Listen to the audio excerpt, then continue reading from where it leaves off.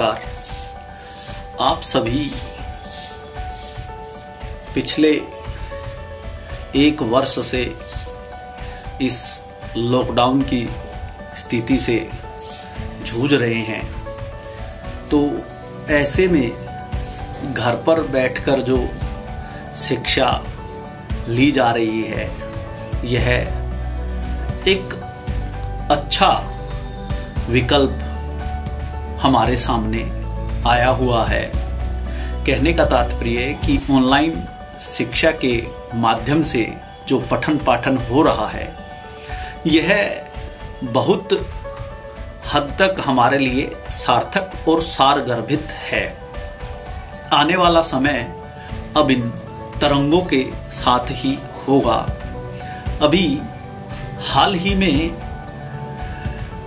TGT और PGT Hindi अध्यापकों की वैकेंसी आई है, उसी को लेकर मैं आपके साथ चर्चा कर रहा हूं कि इन वैकेंसियों के दौरान कि हम हिंदी विषय को कैसे पढ़ें और खासकर टीजीटी हिंदी को लेकर बच्चों के अंदर एक अलग तरीके का दृष्टिकोण दिखाई दे रहा है।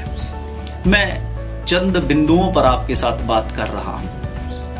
पहला बिंदु तो ये कि जब भी हम शिक्षा की बात करते हैं, तो शिक्षा की जब बात होती है तो शिक्षा के अंदर मनोविज्ञान उसका बहुत बड़ा अंग होता है। अर्थात आप विषय कोई भी पढ़ें, वो शिक्षा है और शिक्षा के अंदर मनोविज्ञान होना बहुत जरूरी है।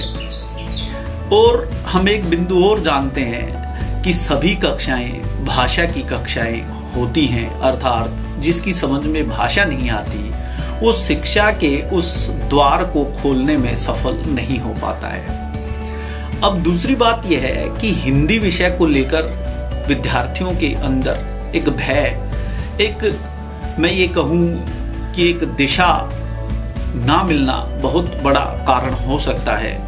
तो इसलिए आप हिंदी विषय को जब आप पढ़ रहे हो, खासकर टीजीटी को लिए, तो वहां पर आपको कुछ बातों का ध्यान रखना बहुत जरूरी है। सबसे पहले आप एक ही विषय को पढ़ते हो कि हिंदी के अंदर साहित्य होता है।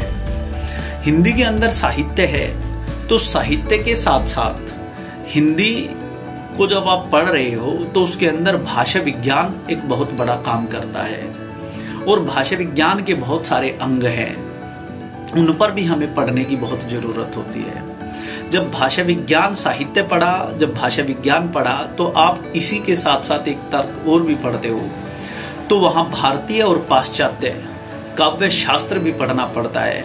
क्योंकि काव्य को पढ़ने के लिए आपको जब तक शास्त्रीय दृष्टिकोण नहीं होगा कि दोहा क्या है, चौपाई क्या है और पद क्या होता है, तो आप उस बात को तर्क संगत तरीके से आप नहीं बता सकते और आपको ये नहीं पता लगेगा कि ये पंक्तियां किसकी है और ये पंक्तियां दोहे की हैं, चौपाई की हैं, सोरठे की हैं, पद की हैं। तो ये भी हमारे लिए एक जानकारी होनी बहुत जरूरी है। अगला बिंदु यह है कि आज वर्तमान संदर्भ के अंदर प्रवासी साहित्य भी बहुत तेजी से बढ़ रहा है, तो उस प्रवासी साहित्य के लेखक कौन कौन हैं, उनके ऊपर भी हमारा दृष्टिकोण होना चाहिए। फिर एक दृष्टिकोण और यह भी है कि भाषा को जब हम पढ़ते हैं तो संविधान के अनुसार उस भाषाई तत्व और संविधान में भाषा के बारे में क्या क्या विचार हुए हैं, उनको भी हमें जान लेना चाहिए। और साथ ही साथ नई शिक्षा नीति के अंदर जब हम बात करते हैं तो उसके अंदर अनुवाद के क्षेत्र पर भी चर्चा हो रही है। तो बहुत सारे बिंदुओं को हम छोड़ देते हैं और हम केवल एक ही बिंदु रखते हैं कि हम साहित्य को पढ़ लेंगे और टीजीटी हिंदी पास कर जाएंगे। अब बढ़ते वर्तमान संदर्भ के अंदर मीडिया भी बहुत तेजी से काम कर रहा है, तो मीडिया भी जो जिसे हम कहते हैं पत्रकारिता, तो पत्रकारिता हिंदी पत्रकारिता है, तो वहां भी वो जुड़ जाता है कि हिंदी पत्रकारिता से भी जुड़े सवालों को आपसे पूछ लेता है। तो उसके बारे में भी हमें चर्चा करनी या उनके बारे में भी जान लेना बहुत जरूरी हो जाता है। और ये सब जब बिंदु हम इकट्ठे करते हैं और जब एक लाइन में लेकर पढ़ने की प्रयास करते हैं, तो हम लगभग मैं ये कह सकता हूँ हम सफलता की ओर चले जाते हैं और सफलता मिलना स्वाभाविक है।